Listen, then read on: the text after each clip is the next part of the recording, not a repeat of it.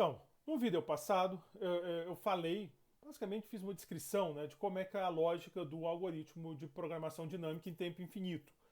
Nós não podemos, pela estrutura do curso, não deu para demonstrar o teorema, que seria, digamos assim, interessante. Recomendo que faça quem quiser, se for interesse. Depois a gente faz uma das aulas aí síncronas, que é o nome que eles gostam, para discutir um pouco mais isso.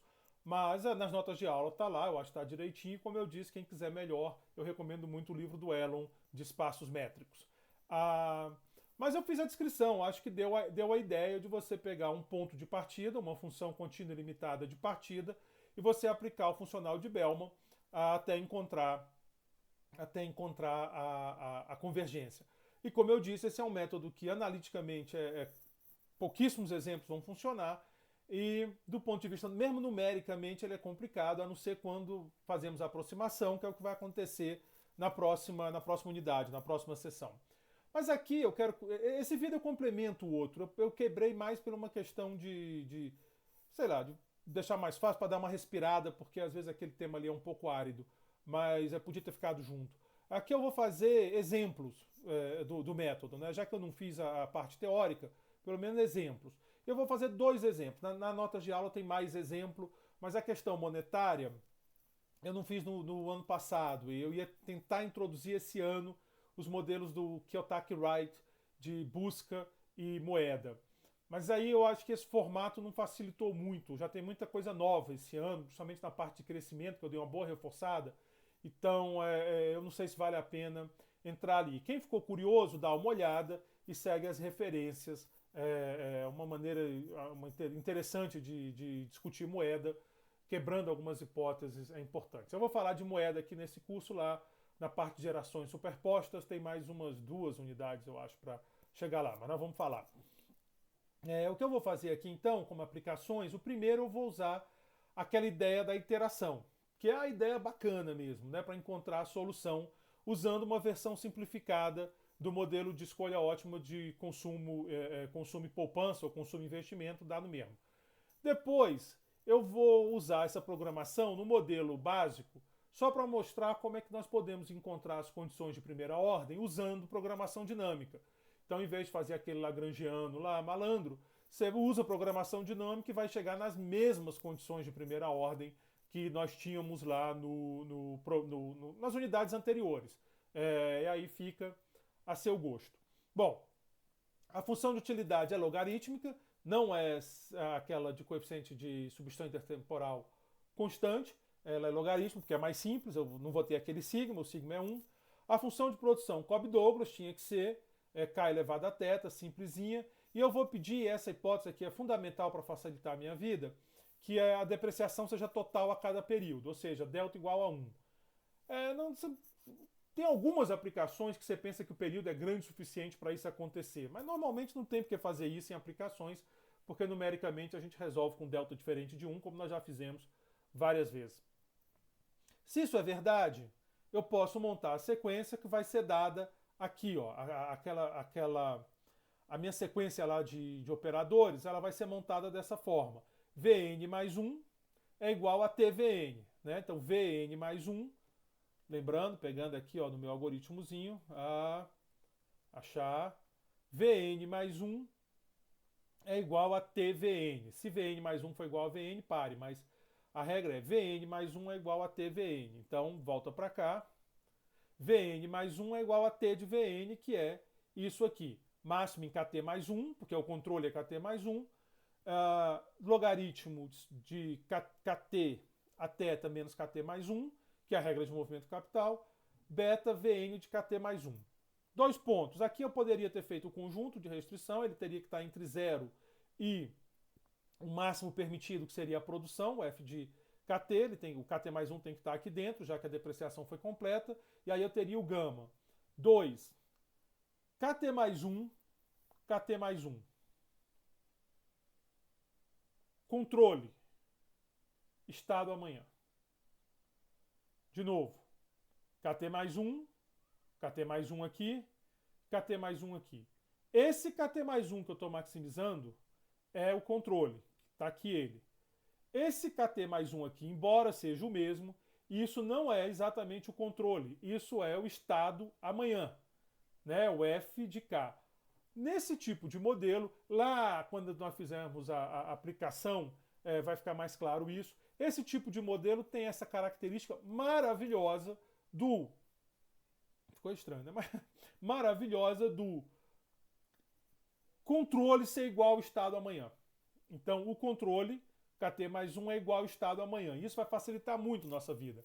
Mas essa função não é função de uma variável de controle, ela é função do estado amanhã, que por acaso é igual a controle. Tá? Aquela função f, ela é bem simples nesse caso aqui. Ela é bem simples nesse caso aqui. Ela é uma função de identidade. Kt mais 1 é igual a kt mais 1. Kt mais 1 estado amanhã é igual a kt mais 1 controle. E isso facilita muito a vida da gente, porque não vai ter uma regra da cadeia aqui dentro, df, dx, dx. Não vai precisar disso, entendeu? Eu não vou precisar fazer, desculpa, a parcial de v, depois a parcial de f em relação a x. Eu vou evitar esse trabalho todo. Então é muito boa essa propriedade, mas não confundam nunca, porque a função valor depende de estado e não de controle. Então isso aqui está aqui como estado no período seguinte. Alguns autores, vários até, eles não usam nem o kt mais 1, talvez para evitar essa confusão. Eles usam k e k'. Mas acaba que pode dar do mesmo jeito a confusão. Mas de todo modo é importante ter isso em mente. Bom, tá aqui, é o que eu falei, né? Trocar o tt mais 1 por uma linha. Eu tenho essa notação, então a notação do v e v', eu falei alguns autores, mas eu sou um desses autores. Acontece. Usando essa notação, o que eu preciso fazer agora é um ponto de partida. Ou seja, um chute para começar a sequência. O que eu sei? Função contínua ilimitada. Ora, se eu tiver uma boa noção da forma geral da solução, eu jogo a forma geral da solução, facilita muito a minha vida. Eu tenho uma boa noção, na realidade eu sei qual é a forma geral da solução, mas nós não vamos usar. Vamos supor que a gente não tem a menor ideia de qual é a forma geral da solução e vamos começar as iterações. Para quê? Para que vocês tenham a ilustração do método, né? Sem trapacear, usando o método direitinho. Então eu vou pensar, qual é o ponto de partida mais fácil possível imaginário? V0 igual a zero. Para qualquer que seja kt, qualquer que seja o estado, V é zero.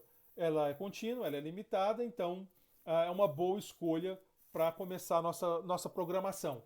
Se isso é verdade, V1 vai ser máximo em k', estou trocando linha pelo t mais 1, de kt menos k'. O Wright faz isso e quando eu escrevi essas notas de aula, foi logo depois do curso do Wright, aí eu acabei fazendo. Mas não sei se eu faria hoje não, acho que é preciosismo demais. Mas tudo bem, também não é um problema.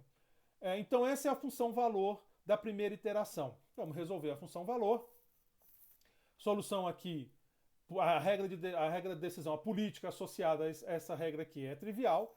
Eu não preciso nem derivar. Eu sei que o máximo vai ser quando k' for zero, né? Porque essa função aqui é monotônica. Então, a minha primeira regra, meu α1, é k' igual a α1 de k igual a zero. Então eu tenho já a função valor, v0 igual a zero, e a função política. Agora eu vou calcular V1. Se V1 for igual a V0, se V1 também for a função igual a zero, acabou aqui. Não vai ser, óbvio. V1 vai ser igual a k ln, θ ln de k. Por quê? Porque basicamente eu vou pegar a minha função política, k' igual a zero, e vou substituir aqui. Vai ficar então θ ln de k, esse é o meu V1, né? Então é só pegar o k' igual a zero, que foi a regra ótima que eu achei, substitui, como aqui é zero, θ k' θ ln de k. Então essa é meu V1. Obviamente não é igual a V0, não houve convergência. Próximo passo. Seguindo as iterações, o próximo passo, V2. Como é que eu calculo V2? Máximo em k', que é o kt mais 1, ln de kt menos k' mais beta V1 de k'. Por que de k'? Porque é o estado amanhã. Então essa é a função, essa é a segunda iteração da função valor. Segunda iteração da função valor. Não é mais zero. Aqui era zero porque foi meu chute inicial. Eu agora já tenho uma função V1 que eu vou colocar aqui para fazer o V2. Resolve. Agora nós vamos ter que derivar igualar a zero. Já não é mais trivial, né? Porque quando k' aumenta, k' é baixo, aumenta aqui, mas diminui aqui. Então, vamos ter que fazer a condição de primeira ordem e isso vai gerar K' alfa de K2, que vai ser dado por essa regra aqui. Basicamente, eu estou pedindo para vocês fazerem essa derivada, façam a derivada em relação a K', então vai ficar 1 sobre Kθ menos K' é igual a beta θ 1 sobre K', e aí resolve K' em função de K, vocês vão encontrar essa expressão aqui. E V2, para encontrar o V2, o que eu vou fazer? Eu vou substituir na expressão. Então eu vou pegar K' é igual a beta θ 1 mais beta Kθ e vou usar aqui na minha, onde tiver K' eu vou botar esse termo, θ beta 1 mais θ beta Kθ. Então vai entrar aqui e aqui. Então está aqui θ beta mais 1 mais θ beta Kθ, beta θ 1 mais beta θ Kθ. E aí eu vou, saio simplificando, ajustando de cá e de lá e encontro esse V2 aqui, θ 1 mais beta θ ln de K mais uma constante. Esse θ maiúsculo aqui é uma constante. Reparem que também não é igual a V1. V1 é θ ln de K e V2 é igual a θ 1 mais beta ln de K mais constante, ou seja, não convergiu. Próximo passo. Próximo passo, encontra V3, você vai substituir o V2 aqui depois do beta, agora de K', resolve, faz a regra de decisão vai ter essa cara aqui, de novo, deriva em relação a K', resolve para K' como função de K, você vai encontrar esse cara aqui, vai fazer vai substituir na função valor para obter V3, quer dizer, você vai pegar esse K', botar aqui e aqui, essa expressão, e aí você vai encontrar V3 e segue passo a passo com esse algoritmo, tá certo? Você vai seguir passo a passo com esse algoritmo. No enésimo passo, quando você tiver muitos passos lá na frente, a tua função política vai ter essa forma aqui. Θ beta, que multiplica essa soma sobre essa soma. E a função valor vai ter essa forma aqui. Θ que multiplica essa soma. Aí você vai fazendo vários passos, você vai encontrar essa estrutura aqui. E θn é essa constante, ela é constante em relação a K', mas não N, ela vai mudando a cada N, né? Mas para K e K', que é o que me interessa, ela é constante. Tomando o limite, você vai encontrar K', θ beta, Kθ, e vai encontrar a função valor com esse formato. Então, esse é o uso do algoritmo de programação dinâmica para encontrar a função política e a função valor. Eu vou dar um exercício para vocês. Eu vou pedir para vocês repetirem essa lógica que eu fiz aqui, só que, em vez de sair de V igual a zero, V0 igual a zero, eu quero que vocês façam V0 de K igual a gama zero de ln de K. Então, gama zero ln de K mais gama 1. Então, eu quero que vocês façam V0 de K igual a gama 0 ln de K mais gama 1. E encontrem gama 0 e gama 1. Gama 1 já está aqui, vocês já sabem quem é. Mas encontrem. Então comecem esse mesmo exercício que eu fiz, só que aqui onde eu botei V0 igual a 0, vocês vão botar V0 igual a gama 0 ln de K mais gama 1. E aí encontrem o valor de gama 0 e gama 1. Esse é um exercício que eu estou passando para vocês. Vocês vão ver o que vai dar. Outro resultado interessante é essa função política aqui, porque acaba sendo uma constante vezes o produto, né? O produto é Cobb-Douglas, K elevado a θ. Então fica modelo de solo mesmo, né? O θ beta agora é como se fosse o sigma, fosse o θ beta. Reparem que o sigma não vai ser o θ, que é da regra de ouro, é menor, e de novo por conta do beta, que é o fator de desconto. E aí a função valor. Bom, no capítulo anterior, exploramos, no capítulo, não na sessão, né? Exploramos o modelo básico de ciclos reais. Agora eu vou para as condições de primeira ordem. Um dos problemas encontrados foram aquelas infinitas condições, e aí nós demos um jeito lá e resolvemos. Usamos o fato de que as restrições são infinitas, mas são todas iguais. A gente pode usar a programação dinâmica para encontrar aquelas mesmas equações. Então, considere o problema. Esse aqui era o problema lá do capítulo anterior. Não é? Eu tenho a função de utilidade, dependendo de C e de H, e a regra de movimento do capital. Para escrever em forma de programação dinâmica, o primeiro passo vai ser identificar as variáveis de estado e as variáveis de controle. Então, esse é o primeiro passo. Programação dinâmica é fundamental diferenciar estado e controle. Estados são as escolhidas no período não são escolhidas no período, desculpem, e definem o conjunto das escolhas possíveis. Aqui, K e Z.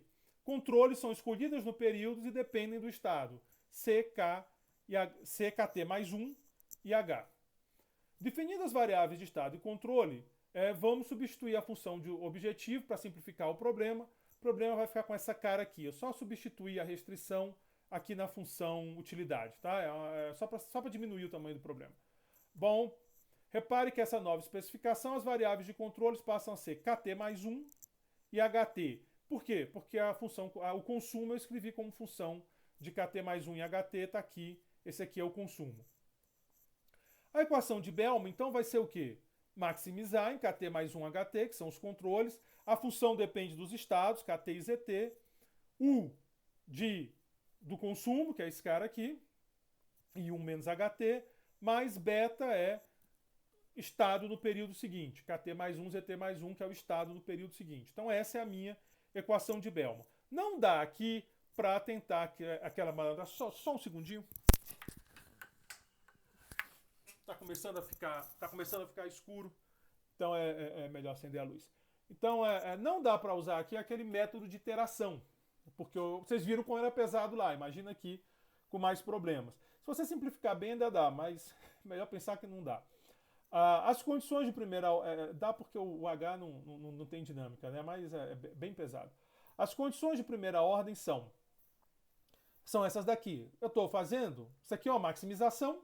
Eu vou fazer as condições de primeira ordem, que é em relação a KT mais 1 e HT. Então, em relação a KT mais 1, vai ficar isso daqui. Porque eu voltei para o C, para não ficar esse cara gigante, mas vai ser a derivada disso aqui com relação a KT mais 1, que é menos 1. Isso aqui é C, mais aqui a derivada de V com relação a KT mais 1. Né? Aqui então vai ficar menos mais beta isso, que dá essa expressão aqui. E em relação a H é direto, como eu disse, não tem dinâmica, sai direitinho daqui, esse cara nem aparece porque não tem H aqui. Então essas são as condições de primeira ordem. Essas são as condições de primeira ordem. Essa aqui é exatamente a que nós tínhamos anteriormente. Essa daqui é que vai dar um pouco mais de trabalho, porque como eu não conheço V, eu não conheço a parcial de V em relação a KT mais 1. Né? Má notícia, eu conheço... Se eu conhecesse V era fácil, mas eu não conheço V. Para conhecer V eu teria que encontrar o ponto fixo, e isso eu não sei fazer. Então esse termo aqui é desconhecido. Mesmo sem conhecer a função valor, a gente encontra a derivada de V em relação a K e aplica no ponto T mais 1, ZT mais 1. Então, para isso, obtém a derivada da função valor em relação a K. O termo aqui ficou gigante. As vantagens de usar o linha, né? Mas tudo bem. Essa derivada aqui, olhando aqui na função valor, é fácil de obter. É só derivar esse cara aqui em função a K. Pode derivar dentro do símbolo de máximo? Pode. Teorema do envelope. E nesses problemas dinâmicos? Pode derivar e pode depois jogar um período para frente. Isso é um teorema chamado Benveniste-Shakesman, está lá no livro do Lucas, e é um desses teoremas que dizem que é de brasileiro, porque o Shakesman é que desenvolveu o teorema associado ao Shakesman. Então, é aqueles que eu disse para vocês que brasileiro tem que saber. Então você faz a derivada, só derivar. Quem não quiser se preocupar com essa parte teórica dos teoremas, é uma derivada dentro do sinal de máximo, faz a derivada. Vai dar isso aqui, derivada de F em relação a K mais 1 menos delta, derivada de U em relação a C. Né? Eu estou derivando aqui em função a K, aqui é porque entra aquele termo, quer dizer, implícito aqui está uma regra da cadeia. E jogo um período para frente. Então onde tem T vai ter T mais 1, porque eu estou calculando essa derivada um período na frente. Então está aqui a derivada que nós queríamos. Está aqui ela. Ó. Eu não sei quem é V, mas eu sei quem é a derivada de V. Então, Shakesman é fundamental para a gente aprender a derivada de V. Aloysio Araújo é fundamental para a gente saber que a derivada segunda de V existe a contínua. É o paper do Aloysio na Econométrica. O Manuel Santos também teve esse resultado, trabalhando independente. Mas também é legal da gente saber que foi um brasileiro que contribuiu aí para esse tipo de modelagem. Eu acho que o texto do Aloysio também está citado lá no livro do Lucas. É o Aloysio, né, meu amigo? É por isso que ele é o Aloysio. Bom, substituindo as condições de primeira ordem, então vai ficar assim. Essa daqui, volto a dizer, velha conhecida. Essa daqui também, se vocês olharem, já começa a ficar com cara de conhecida. O linha de CT é igual a beta F' de KT mais 1 menos delta. O linha de CT mais 1. Essa é a nossa equação de Euler que a gente vinha trabalhando o tempo todo. Então, se você quiser resolver a partir dessas equações, você pode usando os procedimentos do anterior. Você pode usar Blanchard-Kahn, você pode usar Hulling, o que você quiser, e faz. Se eu definir as funções de utilidade como eu defini lá, e produção, aí fica mais fácil ainda enxergar o que está acontecendo. Está aqui o sistema. Nós podemos trabalhar direto com esse sistema, nós podemos fazer igual lá no capítulo anterior, definindo Y, R e partindo para o sistema maior. Não importa. Você tem as mesmas equações, o mesmo sistema. São as mesmas condições do capítulo anterior. Quando você vai aplicar, tanto o lagrangiano quanto esse método é muito comum de usar. O importante é encontrar o sistema de equações de primeira ordem. O importante é encontrar esse sistema. Escolha o que vocês mais gostam, o que vocês ficam mais à vontade. Eu gosto muito de trabalhar com programação dinâmica. Eu acho mais intuitivo, é mais fácil montar o modelo, escrever o modelo de zero. Uma vez que você dominou, tem um custo de entrada, porque o lagrangiano é uma ferramenta que vocês estão acostumados desde que começaram a estudar economia, mas pago esse custo de entrada, vale a pena, fica mais claro. A programação dinâmica te obriga a organizar melhor o problema. Se vocês pegarem o livro do Sargent, o do meio, tem o dos anos 70, tem aquele com Lijunkovsky, ou um nome parecido com esse, é impronunciável, e tem o do meio, que é o da minha geração, o Dynamic Macroeconomic. Tem muito exercício no livro do Sargent que ele te descreve uma situação e pede para você escrever como problema de programação dinâmica. É esse o exercício. Olha, tá aqui uma situação, é isso, tem capital humano, não tem? Escreve agora isso como problema de programação dinâmica. É uma boa maneira de você dominar modelos. Então, se você quiser usar o lagrangiano, usa. Se você quiser usar a programação dinâmica, usa. O importante é que você fique confortável e obtenha as condições de primeira ordem do modelo. Com as condições de primeira ordem, você vai aplicar aqueles métodos. Se você não quiser aplicar aqueles métodos, tem um método, que é o que nós vamos estudar na próxima unidade, que usa essa ideia de iteração na função valor. Mas, obviamente, não dá para trabalhar com o modelo original. Então, nós vamos ter que fazer uma aproximação que nem nós fizemos da vez passada. O método é chamado programação dinâmica linear quadrático, então método linear quadrático. O plano é transformar a função objetiva em quadrática e as restrições em lineares, e assim o modelo todo é fácil de resolver, porque as condições de primeira ordem vão ser lineares. Então, isso vai discutir na próxima unidade, que é a unidade que encerra essa primeira parte do curso. Depois nós vamos para a transição, que é modelo de gerações superpostas. Obrigado, e eu termino aqui essa, digamos assim, discussão rápida sobre programação dinâmica para encaixar o método lá da próxima unidade.